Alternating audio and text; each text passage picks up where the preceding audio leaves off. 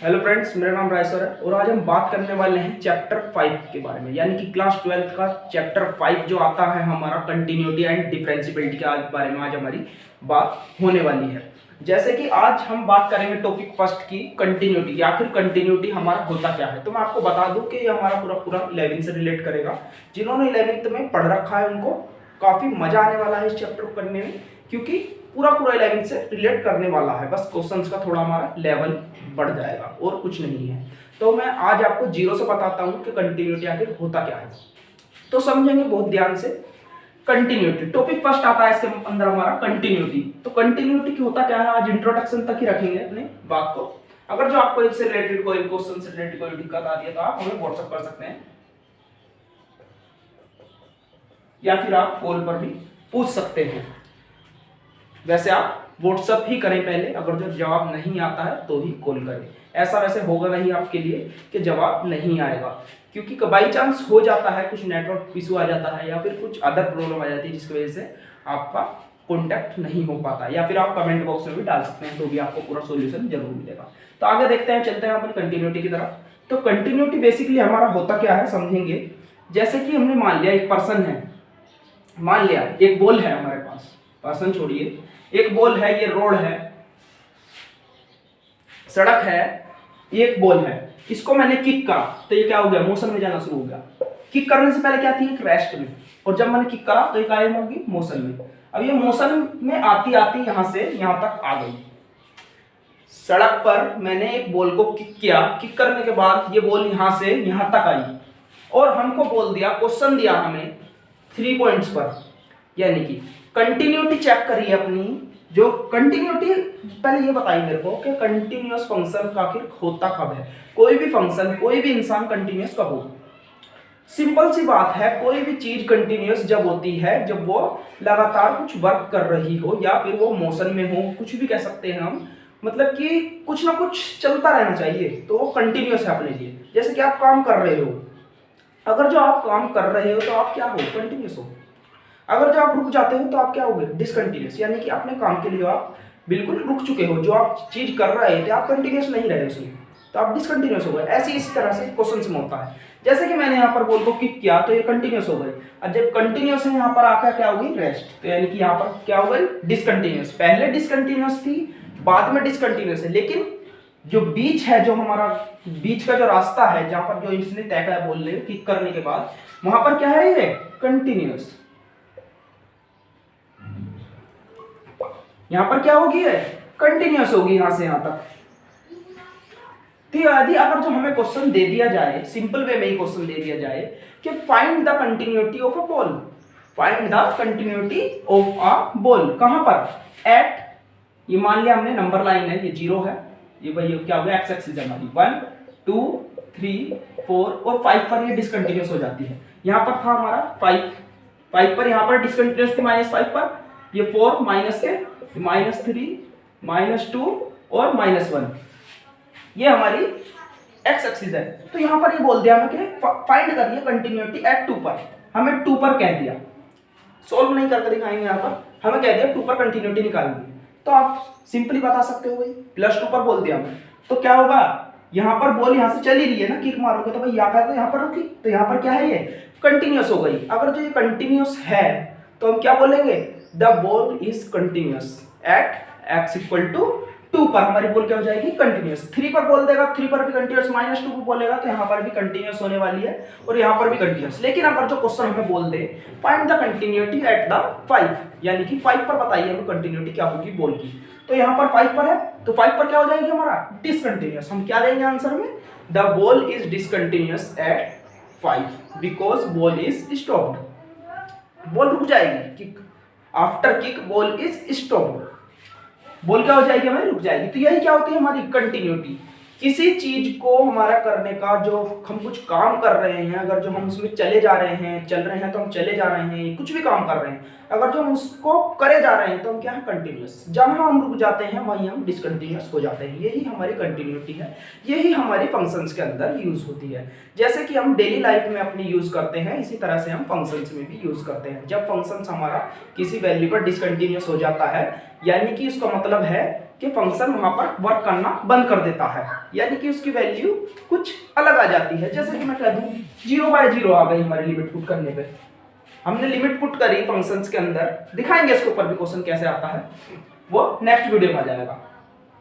तो 0/0 पर हमारा डिसकंटिन्यूअस हो जाता है, ∞/∞ पर डिसकंटिन्यूअस, कुछ वैल्यू थोड़ी ना है, कुछ वैल्यू थोड़ी ना है, यानी कि कुछ गलत चीज हो रही है। जहां पर भी गलत हुआ वहीं पे डिसकंटिन्यूअस। आप कुछ क्वेश्चन कर रहे हो, करते करते बीच में रुक जाते हो, जब तक कर रहे हो जब तक कंटिन्यूअस हो, लेकिन जब तक जहां पर आप रुक गए वहां पर क्या हो जाओगे आप, डिसकंटिन्यूअस हो जाओगे। क्या हो जाओगे, डिसकंटिन्यूअस हो जाओगे। तो ऐसे क्वेश्चंस के अंदर होता है हमारा। तो देखेंगे एक एग्जांपल लेते हैं छोटा सा इसके ऊपर, कंटिन्यूटी के ऊपर। जैसे कि मैं एक एग्जांपल ले लूं अपनी तरफ से, लो भाई एक क्वेश्चन ले लिया हमने, एक क्वेश्चन लिया, बोर्ड की कॉपी में हमेशा क्वेश्चन बीच में ही लिखेंगे। क्यों लिखेंगे, इसके ऊपर मैं पूरा डिटेल एक्सप्लेनेशन कैसे बोर्ड का एग्जाम देना है कैसे नहीं देना, इसके ऊपर मैं पूरा डिटेल आपको बता दूंगा, क्योंकि स्कोर करना बहुत जरूरी है। बहुत से टीचर होते हैं वही काट देते हैं, उनको पता ही नहीं लगता। क्यों, क्योंकि आप साइड में लिखते हो 3 क्वेश्चन नंबर, साइड में लिखोगे, कॉपी पेस्ट करोगे, कॉपी पेस्ट करने के बाद वो नहीं दिखाई देगा, वो थ्रेड के साथ आ जाएगा, थ्रेड के साथ आ जाएगा तो उसको क्वेश्चन नहीं दिखाई देगा, उसको लगेगा एग्जामिनर को क्वेश्चन गलत है, उसको क्वेश्चन ही नहीं दिखेगा, वो सोचेगा इसमें जोड़ रखा है दूसरे क्वेश्चन पर, आपका क्वेश्चन काट देगा, वहीं पर मार्क्स कट जाएंगे। इसलिए क्वेश्चन हमेशा बीच में ही लिखें। आगे देखो, जैसे कि मैंने एक क्वेश्चन ले लिया, फंक्शन ले लिया fx, क्या है हमारा x²। अब क्वेश्चन ने बोल दिया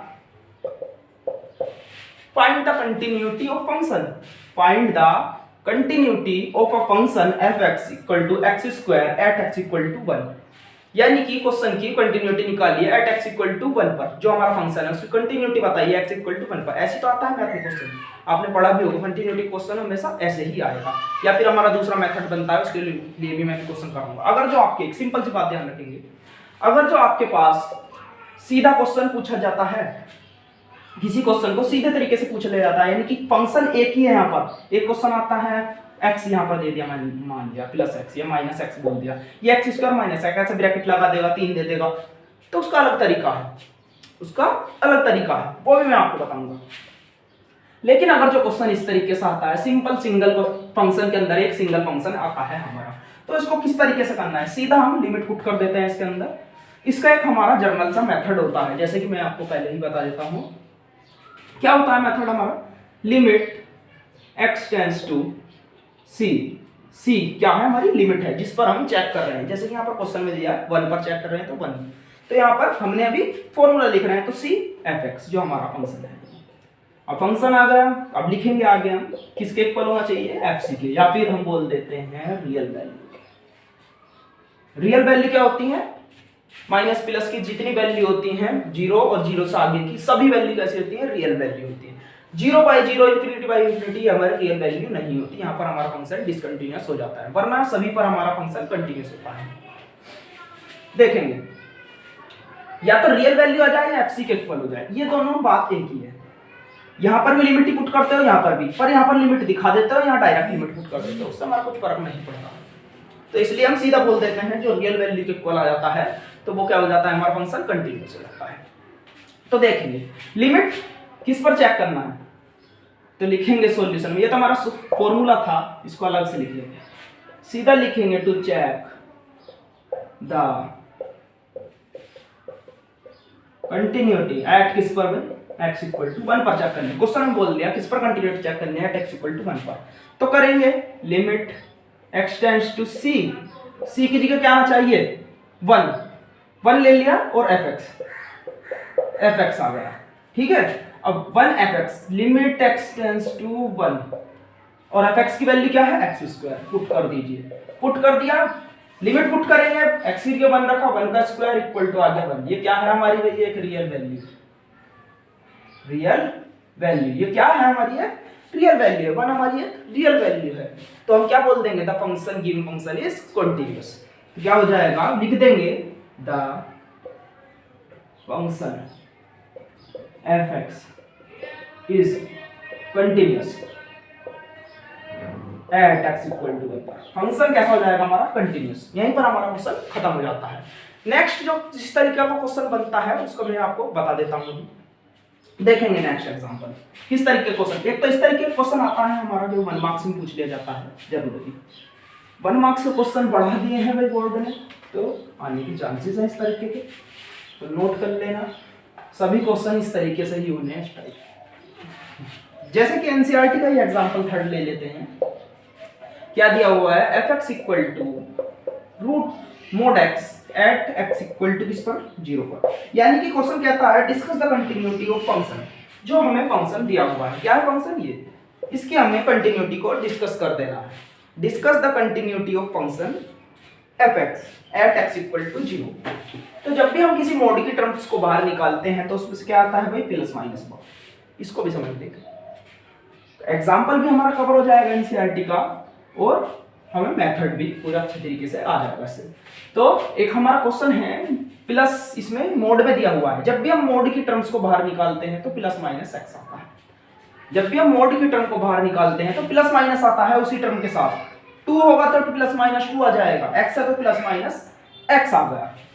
अब ये आ गया तो इसका क्या मतलब होगा, सॉल्यूशन में लिखेंगे वी हैव, लिख लेंगे fx इक्वल टू, ये आ गया हमारा। जब मोड खुलता है तो प्लस माइनस ले लो भाई, एक बार प्लस ले लिया, एक बार माइनस x ले लिया, लगा दिया वो ब्रैकेट। कौन सा क्वेश्चन बन गया, एक से ज्यादा फंक्शन वाला। और x क्या हो जाएगा यहाँ पे, एक बार ग्रेटर देन लेस देन 0 ले लो, और एक बार ले लो भाई ग्रेटर देन 0। इक्वल टू किसी में भी एक में यूज कर देना, या तो ऊपर वाले में यूज कर लेना है नीचे वाले में, उससे हमारा कोई फर्क नहीं पड़ता। देखेंगे आगे। अब क्वेश्चन के अंदर कितने फंक्शन आ गए, 1 2, एक तो x आ गया, एक माइनस x आ गया। अब इस तरीके के क्वेश्चन की कंटिन्यूटी कैसे चेक करेंगे। क्वेश्चन ने बोला find the discuss the continuity of function at x equal to 0। 0 पर फंक्शन की कंटिन्यूटी बताइए। अब फंक्शन ये है, ये फंक्शन है हमारे पास, फंक्शन के अंदर 2 फंक्शन है, तो इसको कैसा करेंगे देखेंगे। Solution to check the continuity, the continuity at x equal to किस पर चेक करेंगे भाई, 0 पर। हमें पहले ही बोल दिया 0 पर कंटिन्यूटी चेक करनी है। अगर जो ये नहीं बोले कि फंक्शन की कंटिन्यूटी किस पर चेक करनी है, तो हम यहां से देख लेते हैं लिमिट में से किस पर चेक करनी है, 0 पर। यहां भी दिया होता है।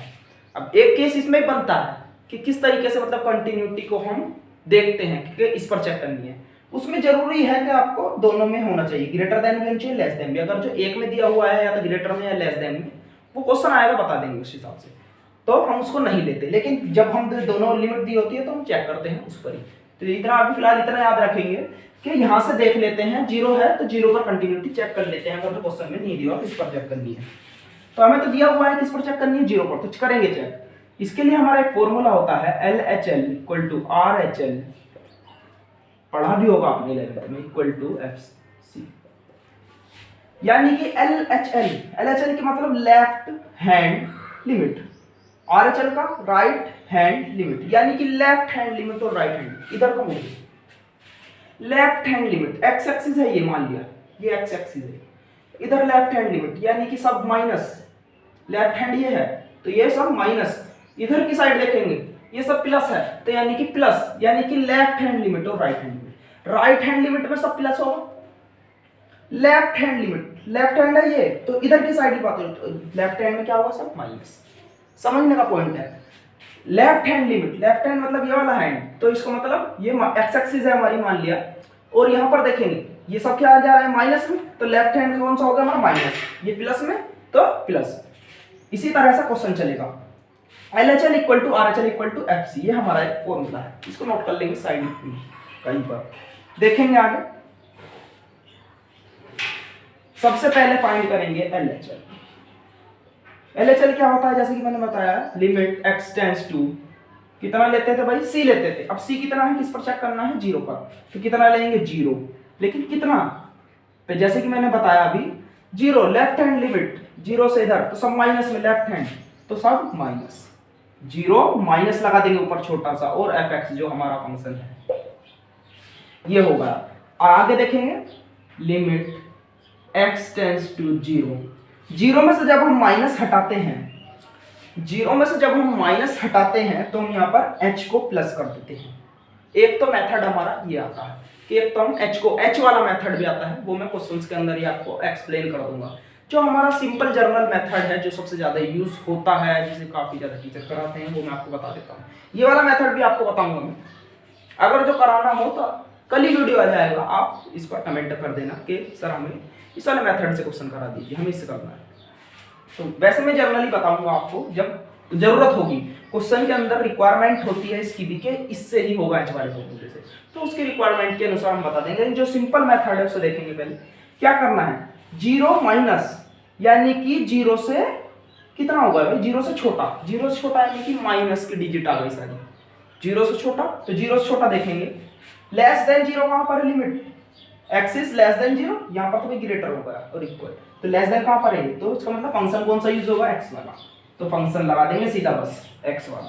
फंक्शन यूज करा, लिमिट पुट कर दो बस डायरेक्ट, और जीरो आ गई, क्या आ गई लिमिट, जीरो आ गई। एच वाले से निकालोगे उससे भी यही आना है, कोई दिक्कत नहीं है।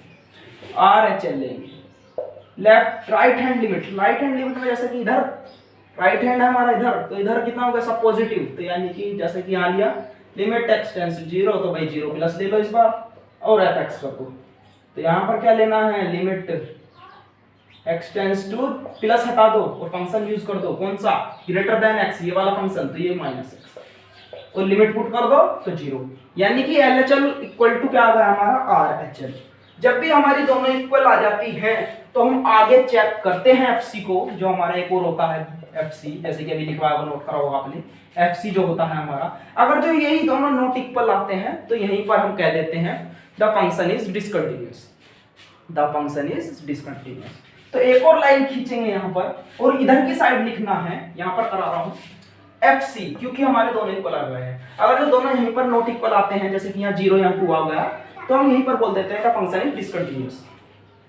लेकिन इक्वल आ रहे हैं तो आगे करेंगे, देखेंगे एफसी, तो लिमिट एक्स टेंड्स टू किस पर चेक कर रहे हैं, जीरो पर, एग्जैक्ट जीरो पर, तो यानी कि एफसी यानी कि एफ जीरो पर चेक करेंगे, और f x function limit x tends to zero पर, कांस्टेंट पर, एक बार माइनस में लिया एक बार प्लस में लिया, अब जीरो पर चेक करेंगे, जीरो पर कहां पर, इक्वल टू जीरो, ये वाला फंक्शन, तो माइनस एक्स आ गया भाई, माइनस एक्स यूज करा तो जीरो, लिमिट पुट कर देंगे, कितना आ गया, जीरो।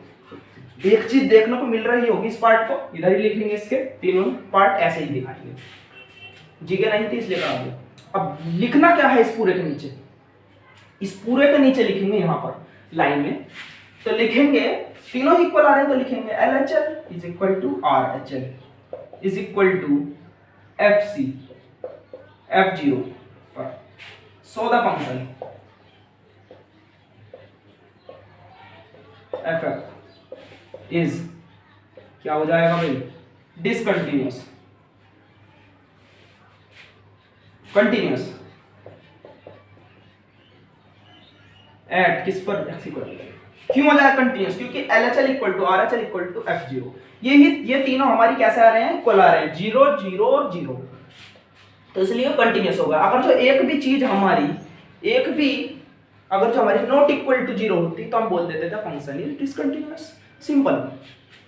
तो तीनों इक्वल आ रही है तो कंटिन्यूअस हो जाएगा, वरना डिसकंटिन्यूअस हो जाएगा। इससे अलावा कोई और मेथड नहीं बनता, और अंदर के मेथड है जो क्वेश्चन के अंदर बनते हैं, मेथड नहीं है मतलब ट्रिक्स है क्वेश्चंस के अंदर जो यूज होती है, तो वो मैं क्वेश्चंस के बीच बीच में आपको बताता रहूंगा और एक्सप्लेन करता रहूंगा कि आपके लिए कौन सा क्वेश्चन बोर्ड के लिए इंपॉर्टेंट है, कौन सा नहीं है। तो वीडियो अच्छा लगा तो वीडियो को लाइक जरूर कर देना और चैनल को सब्सक्राइब कर लेना, जिससे कि आप हमारी नई वीडियो देख पाओ, और बेल आइकन को लगाकर ऑल पर क्लिक कर लेना। ओके, थैंक यू फ्रेंड्स, आज की वीडियो इतना ही रखें।